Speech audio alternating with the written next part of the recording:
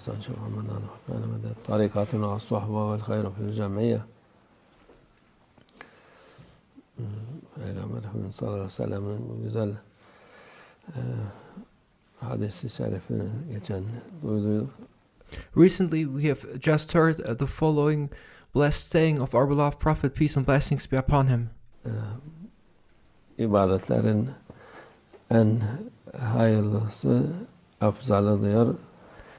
In this blessed saying, our beloved Prophet, peace and blessings be upon him, was speaking about the deed that was most praiseworthy. He was speaking about the worship that was most praiseworthy.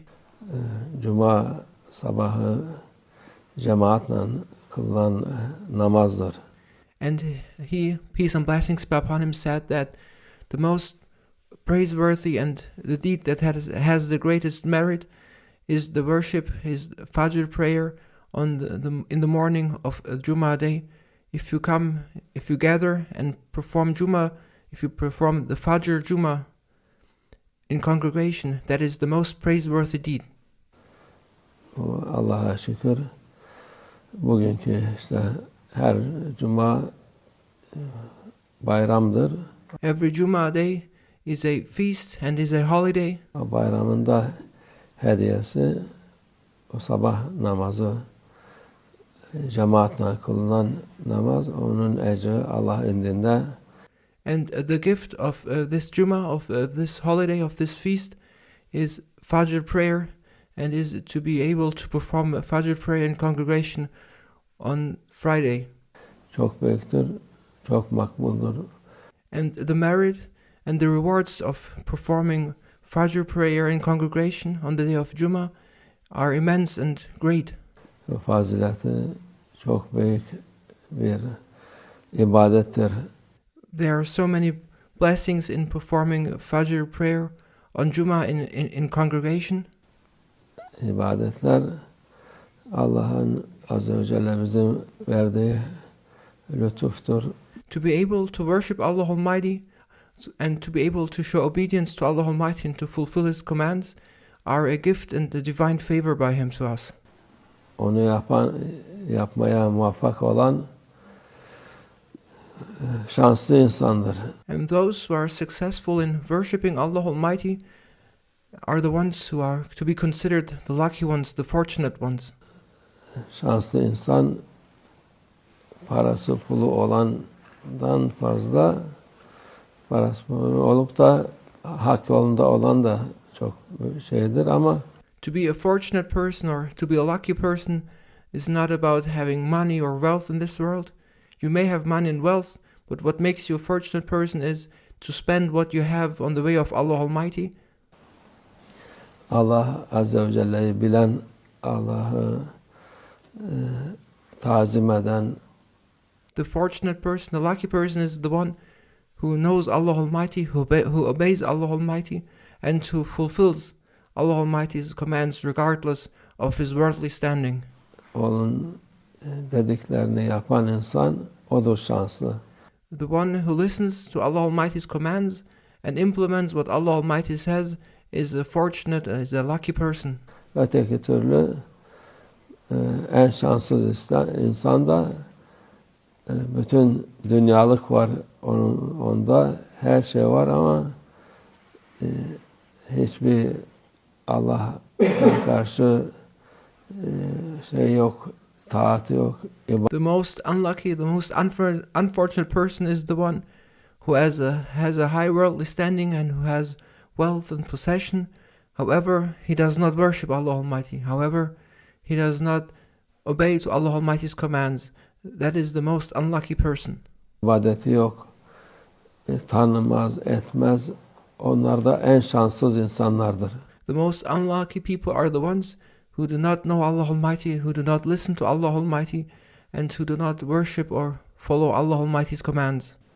Onun için şanslı olan ibadet yapan insandır. Therefore, the one who is a lucky person, who is a fortunate person, is the one who worships Allah Almighty and obeys His commands. Allah ona büyük bir lütuf vermiş. Allah onu to be able to worship Allah Almighty is a great divine favor granted by Allah Almighty to a person. İkram etmiş ki onun yolunda yürüsün diye.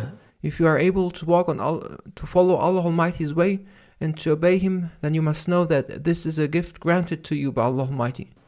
Öteki türlü kıymetin, dünyanın hiçbir kıymeti yoktur. This world has no value. Hiçbir şey yok. Allah yolunda olmadıktan sonra şans değil de şanssızlıktır. If you are not following Allah Almighty's way, then this world and the distraction of this world have no value and are worthless unless you follow Allah Almighty's way. Allah yolunda olan şanslı insanlardır. The ones who follow Allah Almighty's way are the lucky people. Fakir de olsa, yani hiçbir şey olmasa bile Allah yolunda olduktan sonra onun ne mutlu ona.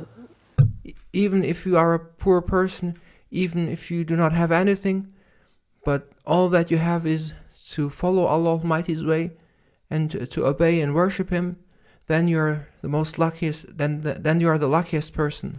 Ne mutlu Allah yolunda olana, başka şeye mutluluk diye bir şey yok. How lucky, how happy is the one who follows the way of Allah Almighty. There is no other greater happiness than following Allah Almighty's way. Kimin yolunda olursan ol, Allah'ın yolunda olmadıktan sonra mutlu değilsin. No matter who you follow, if you do not follow Allah Almighty's way, you will not be happy. Ne dünyada sen hayır var, ne ahirette hayır var. Then there will be no goodness for you, neither in this world nor in the hereafter. Dünyada daha imkanlar var yola dönmek için. While you still live, there are still possibilities for you in this world to repent and return to Allah Almighty. Allah yoluna dönmek için imkan var. While you live, you still have a chance to return to Allah Almighty's way. Ama gözünü yumduktan sonra artık o imkan gitmiş oluyor. But the moment you close your eyes and you leave this world, then you will have lost all opportunities and chances to return to Allah Almighty's way. Allah muhafaza etsin hepimizi. May Allah Almighty protect us from deviating from His way.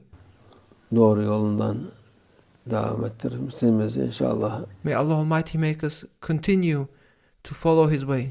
Allah yoldan saptırmasın. And may Allah Almighty protect us from getting off track and going astray from His way. Sapanlar da çok oluyor. Allah muhafaza etsin. Because there are many who deviate from Allah Almighty's way.